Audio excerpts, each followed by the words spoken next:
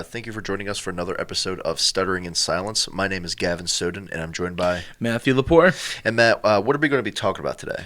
Movies, Gavin. Movies and TV shows? Movies and TV shows. Perfect. All right, cool. Well, it sounds super fun and exciting, so I hope you guys enjoy the rest of this episode. And without further ado, let's get on to it. Gavin, we are live. All right. We are live in sight. We just got done doing our sports for a week of November 1st. Right? Yeah. Yes. Yeah, look at this. We're smart. Well, technically it was on Halloween. You know, anyways, I'm gonna... Welcome back to Stuttering in Silence, guys, where I am going to fight Gavin. You know, you ever just think about clouds? Stop looking out the window. We need to focus. I am focused. So guys, today we're going to be doing a movie review. But before we get into that review, guys, make sure you are following us on all the socials. We're going to be putting up snippets so you guys can kind of get a little glimpse of what you're missing, what you haven't seen yet, maybe something that you have glossed over as you were in the car or whatever it was. We have link trees in there, so make sure you're kind of catching that up. And, you know, just we appreciate any of the support up and down. So thank you guys for doing that already. We really appreciate it. I'm not going to waste any more of your time. Neither is Gavin, so we're going to jump into it. Gavin, what movie are we going to be going into today? Oh, goody. So we are going to be talking about a movie that is one of my top 5 favorite movies of all time, and it's called The Gentleman. All right. It came out in 2019. Starring Matthew McConaughey, Charlie Hunnam. Obviously, everyone should know Matthew McConaughey. And Charlie Hunnam was, if you don't know him, doesn't sound familiar, the star of Sons of Anarchy, the main character. He was also in a couple other movies. I know recently he was in like Lost World of Z or whatever, and stuff like that. And there was also Colin Farrell in it. Obviously, everyone should know who Colin Farrell is. He's been in Hollywood for a long time. Hey, coach. Yeah. Michelle Dockery, if she might not be so popular with American viewers so much, she was on a show called Downton Abbey, where she, it was like a early 1900s. You watch it all the time. You love yeah, that. Yeah, I love that show. You're trying to get me into it. Yeah. Yeah, it'll be like another Invincible situation. Yeah.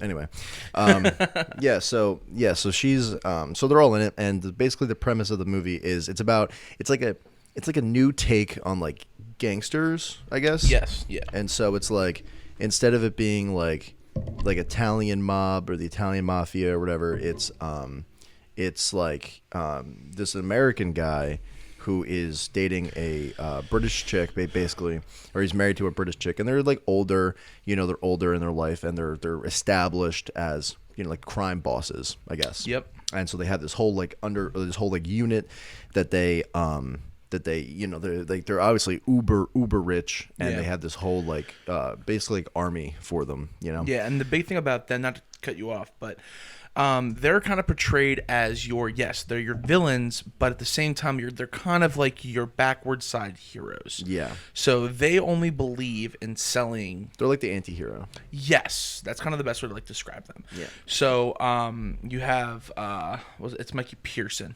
So he is the main character, Matthew McConaughey, and they're big weed sellers, right? Yes. Big weed dealers. They're only into weed, and that's kind of what makes them. It's like everyone, there's a lot of people that smoke weed. We know plenty of people who smoke weed or whatever it is, and it's becoming legalized. Yeah.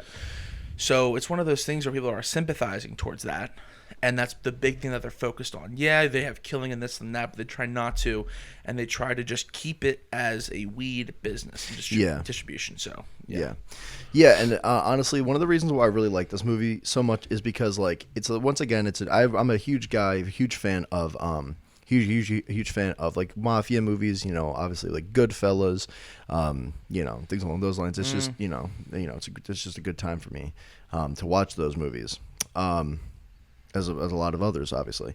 But this movie it just stuck out. It stuck out because we went to see this in the theaters, and the $5 movie Tuesdays. Yeah, it was $5. I went to go eat good food, and watch the movie, and I was like, damn, it's actually a really good movie. Yeah. Well, we were worried about it. I remember people were like, "Oh, I hope this isn't going to be a bad one," because Matthew McConaughey was in it. All right. But it was really good. So yeah, as you kind of progressed, we got through, ate some good food, and just kind of relaxed and really kind of broke down the movie. But Yeah, it was really cool. Like I like how they did so basically the movie is based. I'm not going to recount the whole movie, but basically the whole premise was obviously like you said they're Matthew McConaughey and Michelle Dockery are weed dealers. They have this like empire, and there's another guy, Henry Golding. He's a I don't know if you've seen the movie Into the West or whatever with Leonardo DiCaprio and Brad Pitt came out like last year. I'm sorry. Basically, it came out a couple years, like a year ago or 2 years ago, and the whole premise was like they're like old school Hollywood actors, like from like the '60s or whatever, '70s. Oh, and, yeah. Wait, and Where like it's that one meme where Leonardo's like he has like a yellow shirt on, he's pointing with a cigarette. Yeah, that's where that movie came from. And then like they're on that one hill, and he's like, "Oh, look, that's my neighbor over there," or wherever it is. Maybe. I think I saw this with Chris and Shirley the one night. They were having like a John and his. It might have been. I never saw it. No, but the more you're talking about it, I saw clips from it. Yeah. So basically, the guy Henry Golding, he plays Dry Eye, and he in the movie with Brad Pitt and all, he plays Bruce Lee. So, whatever. But anyway, so if anybody would recognize him from that, so so he's in it, and he basically plays a like an up and coming Asian crime boss, basically, and his thing is. There's obviously his overseers, his people that he has to talk, has to report to and stuff. Yeah. But the he doesn't. higher-ups. Yeah, but he doesn't want to talk. He doesn't want to have that. He wants to be the highest. He wants to kind of create his own power. So he starts like coming after, Mickey and Rosalind. So he's coming after them, and now Mickey and Rosalind have this right-hand man, and that's played by Charlie Hunnam. His name is Raymond Smith, I think, in the movie. Yeah. And he's the fixer. He does everything that they need him to do, right? He needs to go kill somebody, he's going to go kill them. He needs to hide a body, he's going to hide the body. He needs to, orchestrate some celebrity getting pictures taken of them and like posing, like acting like they're cheating. That's going to happen. Sir. And he's very effective at it. Yes. Like when I'm like, you always see in movies, they have the henchman. Yeah. Oh, he's gonna go and take care of this. Okay, and then the henchman comes back and he's like, Batman was this. No, I'm telling you, this man, he gets everything. He gets everything done, and it's so funny because there's a scene where there was the killings that happened. They fell from like the building, and these kids, these like small time gang kids, get a video on their phones, and he's like, I need that video. Yeah. And this man running mock Jesus through the streets. And what's cool about it is you get to, and that's it. I know where I'm like really skipping ahead, but you get to see Raymond in this kind of light, and it kind of encapsulates the whole thing of what like Mickey and Rosalind are. That like their whole group is like, yes, they're criminals, but they're not just gonna kill a bunch of kids on the street. Yeah. Right. And what's cool they have is a code. Exactly, they have a code. So when Raymond, the henchman, he's running through. He's chasing this kid with the phone. He's like, give me the phone back. Give me the phone back. And then they're under this underpass, and they're like, where they're gonna stab him. Like, we're gonna wet you. Well, and yeah, because basically, because you kind of skipped it's one of the best scenes in the movie. Yeah, sorry. So basically, thank you. You're chasing. So basically, the Raymond, they have to go, and they basically end up killing this guy, or they find they killed him. Yes. So they killed this guy that they were questioning, and they didn't want to kill him, but he died. And so these kids get like a picture or like the video on their phone of them taking the body out. Yes. And so Raymond notices it, and he's like, give me the phone, and the kid starts running. Yeah. And now this kid is just a regular kid. He's just like, he's into small time crime, like probably smokes weed and steals bikes, or whatever. Literally, that's all the kid is. And then he runs. He's running, and Charlie Hunnam or Raymond is chasing him throughout all of like Brussels or wherever they are. Oh yeah, over underpasses. Oh yeah, over and buildings. so he's like just chasing, and mind you, everyone that's like a part of this gang that Raymond's in, like, is dressed nicely. So he's in like a 3-piece suit, overcoat, dress shoes, like sprinting through the streets, and this kid's in like a t-shirt or like a jacket, a hat, and jeans. Yeah, like just like a regular kid. Yeah, so and eventually the kid leads him to like the rest of his gang. So Raymond turns the corner. There's like 15 dudes. One has like a machete. And then there's like a really tall guy that's like just like menacing looking and whatever.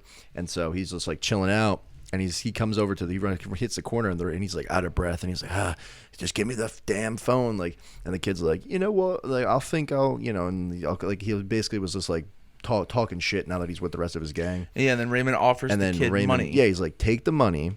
Okay, just take the money and give me the phone. It's like probably a couple $1,000 in his hand. Yeah. Just like a wad of cash. He's like, just take the money and we'll be done. And the kid's like, no. And then there's like an older dude, a part of the gang, walks up and he pulls out the machete and he's like, he's basically like, oh, he's like, you know what, I have a better idea. Why don't you just give us the money or I'll kill you. Like, I'll cut you or whatever. Yep. And then you just see on his face, it's like the gang of like young adults and like kids thinks they're super scary, and Raymond is like it looks like he's at the DMV, like he's just annoyed. He's just like, motherfucker. And he's like fuck, okay. And then he opens his jacket and he pulls out a silence he pulls out a silence like MP5 thing, and he starts shooting it in the air, and everyone runs but the kid with the phone, and he's like frozen in place. And then Raymond walks up to him and he's just like, now put the phone down. And then the kid slowly puts it down. And then he walks away and he goes, da, da, da, da, da. And the kid just sprints away. Like he just like motions with his hand basically, and like the kid like scares the kid. Yeah. And then he gets the phone back, and then it's just like that's just a small example of like how like even if things go really, really wrong, he still figures it out. Yeah, and he really is an interesting character. And, you know, I know we're jumping around a lot, but the coolest thing about him is the story of the entire movie from beginning, and I mean beginning, like the first 10 seconds of the movie, is just a whirlspin. Because you open up in the scene with somebody getting, like Matthew McConaughey and everyone they're eating like breakfast, Yeah. right? And then all of a sudden, you just see Matthew McConaughey. You see a gun. Yeah. And then you just Bang. hands bang. So you see brain splatter all over the stuff. And you're like, what? And the next thing you know, it's cutting into a scene. Yeah, it's like With actually, I guess a good segue, Coach. yeah. And Coach in this movie, he is like he's like this older guy who's I don't really know the martial art, but it's like a Muay Thai Kung Fu kind of coach, and he would be considered like your Bruce Lee-ish kind of person. Yeah, like it's just basically like a play. The whole thing is basically like kids that are like struggling and like living on the street, like running in the streets and like committing small petty crimes. He like takes them under his wing and like teaches them like karate and like whatever else, and like how to fight and like how to protect themselves and whatever. So they all like bond together and everything, and he's like, but he's super he's super laid back, but he's also like, hey, like, it's kind of like the same kind of a different take on like the Rocky and Mickey thing. He is pretty much like your Mickey. Yeah. I guess. A younger version can Crotchety still old do a bunch man of stuff. Yeah. who just, but knows his shit. And yes, but and so like he has this like gang of kids that are like young adults, that are like just highly trained to like beat the shit out of people. And then what's also cool about the movie is everything is told in the third, I guess, in like everything is told in like it's like a recounting. So Raymond is being interviewed or like talked to by this guy, by Hugh Grant. His name is Fletcher in the movie, and he's a reporter or a cop. Is he a reporter? I think he's a reporter. He is a reporter because he got the information, and that's when it cuts it cuts to the henchman or Raymond talking to him in his house. Yeah, so Raymond basically comes home and Fletcher's in his house and he's like, hey man, like I thought your house was unlocked, like I just thought I'd see myself in, whatever. So the whole movie, right, is basically a conversation between Raymond and Fletcher. Okay? Yeah. Yep. So every so often it'll cut to like real time, which is where Raymond and Fletcher are having this conversation. Or the past, yeah. Right, but the whole movie is in the past. Yes. Like everything already happened. Yeah. So Coach, he basically he has this these group of guys that are just and girls that are just like about to beat the shit out of people, right? And they don't beat the shit out of random people. It's just like they just learn how to fight. And so you see kind of the power dynamic between Mickey and Dry Eye getting like bigger and bigger, and Mickey's basically like there's a cool scene where Dry Eye's basically like, you know what? The only reason why me and you were talking right now is because I respect you and my father respects you or whatever. But if it had it my way, like I'd kill you and take your shit. And then, Exactly, yeah. And then Matthew McConaughey basically pulls out a gun and blows his face off, or blows his nuts off. He shoots him in the dick, and then he's like, "Oh, don't." He's like, "Oh, you." And one of the best little quotes of a movie I've ever heard was, "You take a shot at the king, you best not miss." Yep. And he like whispers it to him. And then boom, the next literal second he like blinks and it was all in his head. Like he just envisioned it. And so then Mickey's like, "Okay, you want to talk shit?" I loved that scene. Yeah. Because it got nuts. It got brutally nuts. And you're like, is this like really happening? Because I remember watching it in the theaters and I'm like, holy shit, everyone's Yeah. just dying. Yeah. And then he goes, And it's just so like, what did you say? Yeah. But no, and it's just one of those things where it's like, and then like another great scene is Colin Farrell basically plays, but he is obviously coach, but he's there's a scene where he's in like I guess like a Whataburger or like whatever, like a fast food place, and he's trying to get food, and like there's these, it's the whole movie takes place in England. Yes. Okay, because Mickey's an American, but he married into a British family, right? So it's all the stuff is in England. But Colin Farrell is like the coach. He's basically like, he's standing in line, and these kids are just like talking shit to to one of the workers, and they're like, like you're gonna give me my food or whatever, and they're like making a like they're causing a scene. They're being douchebags. Coach is basically like, shut up, you guys are annoying. And so then the kids pull out like a knife, right? And then when I say kids, they're like probably like 17, 18. Not even, yeah. Yeah. So he pulls out a knife and he's like, I'll wet you, like, oh, you talk shit to me. And then coach literally slaps the knife out of his hand. He's like, you're not even holding it right, and like slaps him in the face. If you're gonna do it, you gotta aim, bro. Yeah. Wait. Yeah. He's like, come on. And then he lunges like at him again, and then he just basically is like playing with the kids, and he's just showing them how much of a like douchebags they are. And so it's just this whole scene, and then he like kicks them out, and then as he's kicking them out, he's like, like I could recruit you, like, you know what I mean? Because like I have a boxing club, like, here, you should come and like get your anger out or whatever. And like it just shows like coach, he's kind of an asshole, but he's a good asshole. Yeah, and even in that scene, they're like, oh, wait, you're the coach. Yeah. And they're like, oh shit. Yeah. And he has a reputation. He does. Yeah. I wouldn't want to fuck with him. No. And then so basically the reason why he ties into the story is because the kids he trained or whatever, they get amongst themselves and decide to make a swing at Mickey. Yeah. So basically what they do is they attack one of his like warehouses. And there's funny because they all break in, and so what's funny about it is they make a goddamn music video. Okay? So they're like big on YouTube, and like they fight crime, quote unquote crime, and they kick ass. Yeah. And they make a like a music video, and they're like rapping, and they're like talking about beating up people. And then as the song is playing, they're like in this warehouse, and there's like all these like older like Irish dudes, and they're like the one guy comes out, and he's like, "What's all this then?"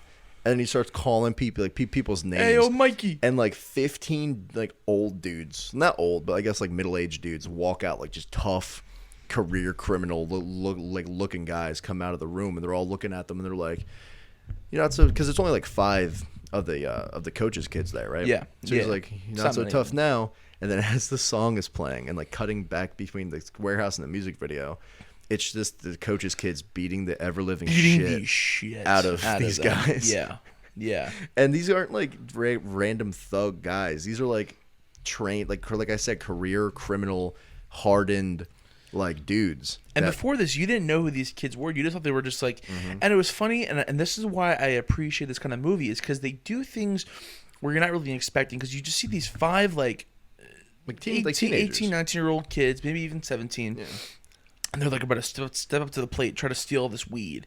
And it's just built up like it's going to fail. Yeah, it's built like it's going to fail. And like this big Irish dude, hey, yo, Mikey, hey, dog, hey, the fuck are these bullocks doing? And it's just funny because it's like, you're like, oh, these kids about to get messed up. And then they just piece these guys up, and they're all laughing in a truck together making a video of them beating the shit out of like 15 middle-aged dudes, and it's just hysterical. And then the problem it comes is these kids bring all the weed to the gym, and the coach shows up, and he's like, "What is all this?" And they're like, "We made a run on Mickey Pearson," and he's like, "You made a run at who?" And there's just a fuck ton of weed in the gym, and now this is where the coach kind of comes into play, because it's like Mickey, he finds out that these kids, right? No. Well, he knows. He knows knows that they got hit, and so basically, Mickey finds out that they got hit, and he's like, "All right, like who did it?" And he's like, "I don't know. These like kids."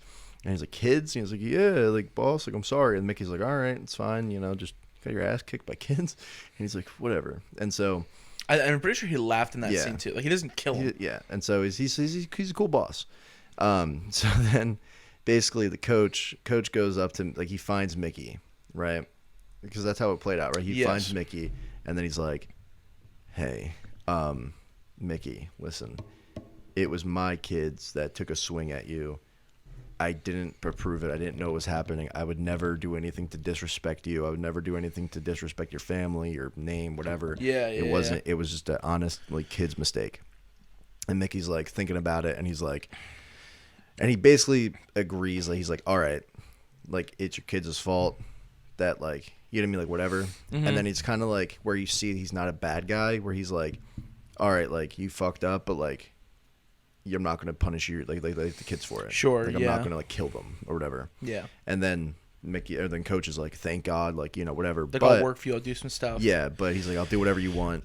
So Mickey's like, "I'll put that, like, I'll keep that in mind." So eventually he's used later in the movie to basically come out on top. So cutting back to Raymond and Fletcher talking, Fletcher is basically has a shitload of dirt on the like Mickey and like his company, his like fake company. Yeah, and just for clarification, Fletcher is like the reporter which is this is all kind of happening around. Yeah. So the things that we're talking it's about, an overarching angle. Yes. So Fletcher and Raymond are having a conversation, and that's the whole movie. Yes. The whole movie is them recapping of the stuff that he has, because Fletcher, you find out, is taking pictures, videos. Yeah. So he's basically in the background the whole time. So everything that we're talking about, he's explaining to Raymond. Yeah. And the movie is playing it in real time, as if when Fletcher's talking. Yeah. So there you go. So they're having a conversation. It cuts back to them, and he's like, as the conversation progresses, first it's all super buddy, everything's fine, and then you cut back again after a couple minutes, and then it's like Raymond's like, takes off his jacket and his suit jacket, and then he's like making like steak for himself, and because he just got home and like whatever. And then Raymond's like, "Can I have some?" Or Fletcher's like, "Can I have some of your whiskey, like 200-year-old whiskey or whatever?" And he's like, "No." He pours it anyway. And it's just like stuff like that's going on, right? And then it's kind of progressing. Like he's finishing up as the movie's going on. It cuts back to them every time they're in a different part of the house to look a little different. Part of the conversation, just like a regular conversation would progress. But the whole thing was Fletcher is basically he thinks he has the one up on Raymond, right? He thinks he's got him in like by the balls, and he's like, there's nothing that Raymond can do. They're like, you know what I mean? He's basically just got him dead to rights, and he's just biding his time. Indeed. And so he's like talking, and then eventually Dry Eye gets his father. I think it's hard to remember. I haven't seen the movie in a while, but Dry Eye gets his the big boss killed, and so he gets the big boss killed, so he can become in charge. Or whatever. So he wants to run like the family business. He wants to be the head honcho, the boss. Yeah. And they're like of like the rival gang to Mickey. And so he approached Mickey with like, we can be friends, we can work together. I just gotta make more than you. Like I gotta be bigger than you. And Mickey's like, "You ain't nothing to me. Like you're nothing in comparison." And he's like, "Okay, fine. I'll just take it myself," basically. So Mickey gets like the top Asian crime boss killed, and he's like taken over or whatever. But the problem with Dry Eye is he's too arrogant, he's too bullheaded. He doesn't he just doesn't do things the way they should be done, because the way the movie sets it up is like Mickey is a firm drug lord, I guess. Like, he's not someone you mess with. No, and Like, the at all. man is a genius. He's a genius. He's tough. He's been a career criminal, but he also has a legitimate business. He also is a pretty good guy. It's just his life was rough. So it is what it is. But Dry Eye doesn't care. He just thinks he's the head honcho, and he's gonna take out everybody he wants, and yada yada yada. And so you just kind of the whole movie's going on basically, and you could just see, he's just going on and on and on. He's just poking the bear, and basically, and Mickey is basically just like dealing with it over and over and over again until eventually it doesn't take anymore. And then there's another side plot as all of this is going on, right? Where there's like a super rich Jewish investor guy, like uber rich, like more rich than Mickey. Yeah. And he was basically trying to buy his company, or he's trying to buy his land. Yes. And so the whole time, Mickey is showing him, he does like a tour of his facility. He does a tour of his grounds and like his company and all this stuff. And he's like, we're going to sell this to you for like however many million, and you're going to buy it and yada yada. And then you can just see like but it comes to find out that the rich Jewish guy was trying to like screw over Mickey, and he thought he had no idea. But you come to find out that Mickey had an idea, like he knew what was going to happen. And at the end of the movie, everything comes to like a culmination, and you realize that like calling Mickey a genius would be like the least that you could say. Yeah. Well, I mean, even if you just look at the aspect of the entire ending of the movie. Yeah. Right? You have like the Jewish guy who, great that you actually brought him up, is the simple fact that he now has a whole aspect of, I'm going to buy your business. And the beauty about everything that's happening with Dry Eye is getting played by him, okay? Right. So this Jewish investor is kind of like, so actually, in the beginning of the movie, he is trying to buy it, and Mickey's like, you know what? I'd love to expand. Here's what my operation looks like. Basically, all of this stuff. And Mikey's like, you know what? We'll figure out a better deal. This is worth like $40 million, whatever it is, $400 million. I forget the exact number off the top of my head. But he's like, all right, we'll talk conversation. Yeah. Now, you have the kids attack this place. Then you have Dry Eye and all of them attacking the place. They have to move the facility. Yeah. The facilities all around the world, all around like the areas that he has, are now known. Yeah. And then you cut to the simple fact that this Jewish man, was playing both Dry Eye and Mickey. Yep. So everything just comes to a grinding, oh shit situation. Yeah. So there's a specific part which I love, which kind of shows Mickey's genius, is when they bring him to the coolers and all that kind of stuff. Oh, yeah. Yeah. So this is when like Dry Eye, was it Dry Eye or was it the Jewish guy who was going to bang his wife? It was Dry Eye. It was Dry Eye. Yeah, so Dry Eye gets killed because he was trying to rape his wife, and Mikey comes in time and kills him, and that was a cool scene. Mickey, yeah. But at the end, you find out that the Jewish guy culminated everything. Yeah.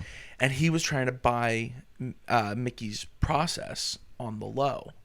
So he offered, they're in this cooler, they're talking, and he's like, it's worth nothing now.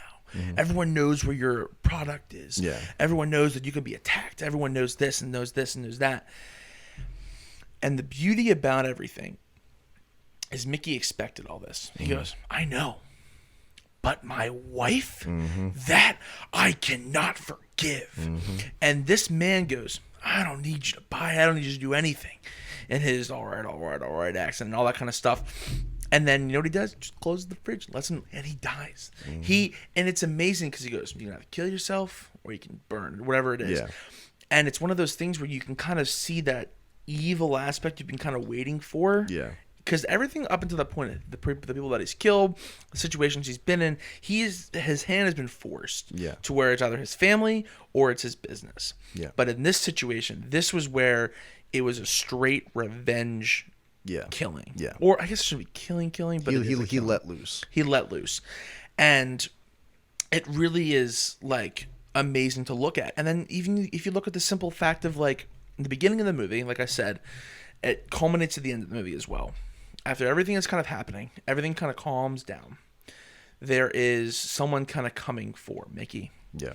And this is where I believe that makes this movie exponentially great than a lot of like, so you if you look at The Sopranos, you look at The Irishman, you look at the what's another gangster type mafia, A Bronx Tale. Yeah. Goodfellas. Yeah. Toy Story. No. No, you're doing so Finding good. Nemo. No, those are no. Nope. Cinderella. Snow White.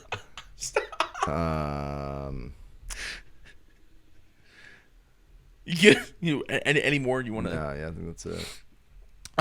But what's cool, and the reason we brought up the henchman, Nightmare on Elm Street. I hate you. Halloween is over. But the more and more we go along with kind of everything that's happening and everything that's kind of culminating is in the beginning of the movie, like I said before, he went on his whole thing here, is you see Matthew McConaughey or Mikey, and there's a gun, and then all of a sudden it pans to the food and the whiskey, and he gets shot. Come to find out, and this is why we brought the henchman up in the beginning and talked about him so much, is because as Mikey's about to get shot and killed, you see the henchman or Raymond come up and take out the guy. He's like, Mikey, what are we doing?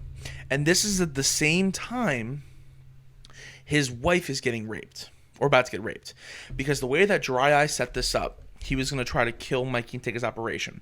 So this is the point that we kind of alluded to a little bit before. But Dry Eye, the kind of one main villain, is attacking his main installation, where his wife is working. So, Dry Eye basically was like, all right, here's what we're going to do. You guys are going to go into work, into their work, and just straight up kill his wife. I'm going to rape her, do this whole thing. Yeah.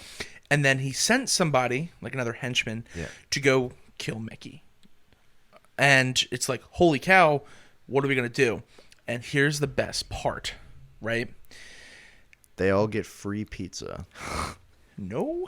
They got free bullets is what they got. Yes. So you get to kind of see how badass the wife is, because she has this little Saturday Night Special just kind of sitting, and it's like a 22. Yeah. And Dry is like, what are you gonna do? What are you gonna do? You're not gonna Shoot me with me it? with that. You gonna miss? You miss? You got 2 bullets. You And know she how goes, to aim that thing, honey? You gotta aim that thing, honey. Right. Yep. Right between this guy, and this is big, Shoots him- fat yeah. Asian dude, and he's just like, ugh. Literally shoots him right between the eyes, and he just like falls over. Yeah, he just absolutely checks out. So now it's like, it's game on. Yeah. Right? He comes up. Everyone out there is pretty much dead, and it's just them two. And like she shot another bullet and missed. So now she's like getting subdued. But at this time, Raymond already saved Mikey. So they are. Who? Raymond saved who? Did I say his name wrong? Mikey. Mickey. What the fuck? You've been saying it like 6 times. You should have just slapped me. You're across the table. Yeah, you can reach. You got a long arms. I'll drop kick you. Why? That's just, see, you know who didn't get drop kicked? Nemo. And Finding Mickey's Nemo. wife. So Yeah.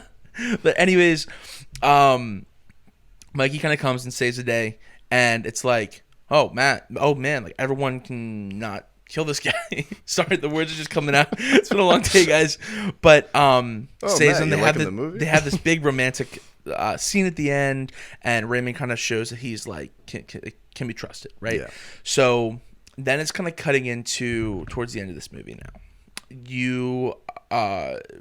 Raymond and Fletcher They're talking. He's like, listen, I have all this information on you. I'm going to give it to the people. He basically lays all of his cards on the table. Yeah. And he's like, listen, I want millions of dollars. I forget the exact number. Yeah, he's like 50 million or whatever. Yeah. And I want it in this. Yeah. Or this is going to the authorities.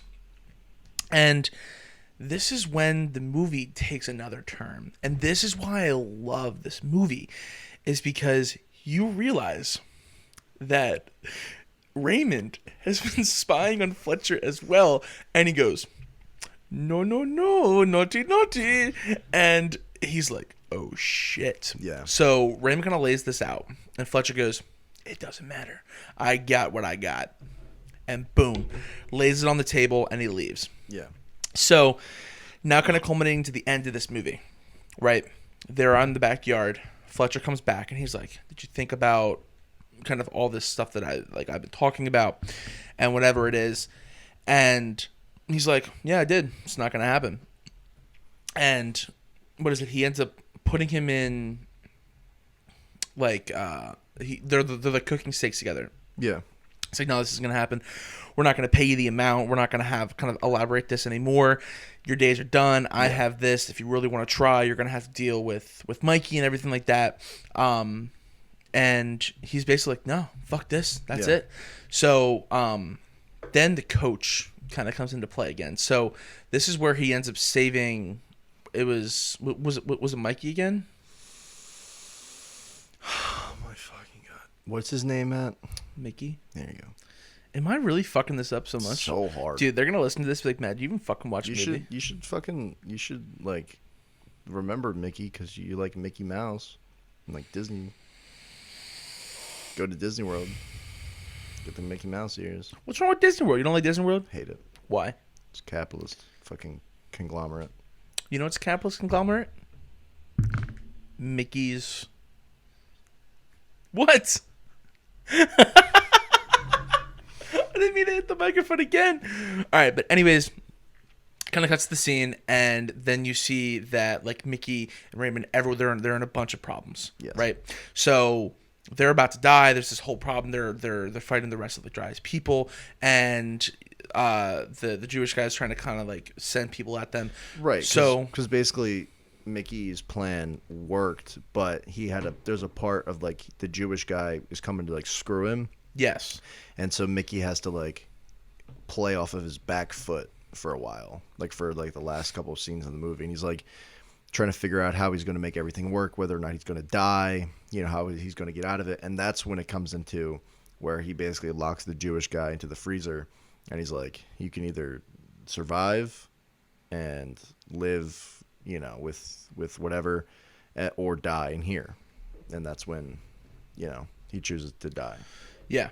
So, you see him as he's choosing to die, and the coach kind of saves everyone like one last time. He's like, "No, I'm done." Yeah. And then that's when you kind of see the coach kind of go part of separate ways, and you get to kind of see how the coach is like, "Listen, I'm sorry," and that's kind of his ending of the. Well, yeah, because he saves Mickey, and like his crew saves Mickey. Yes. But you could just tell like the coach doesn't like to be involved in like drug dealing and or that was a badass crime, and he's just like, you know, I want you to know like I did this for you because of what my kids did, but this is it. Like this isn't.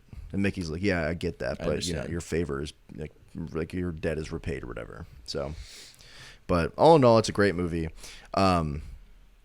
You know, I've seen it a bunch of times.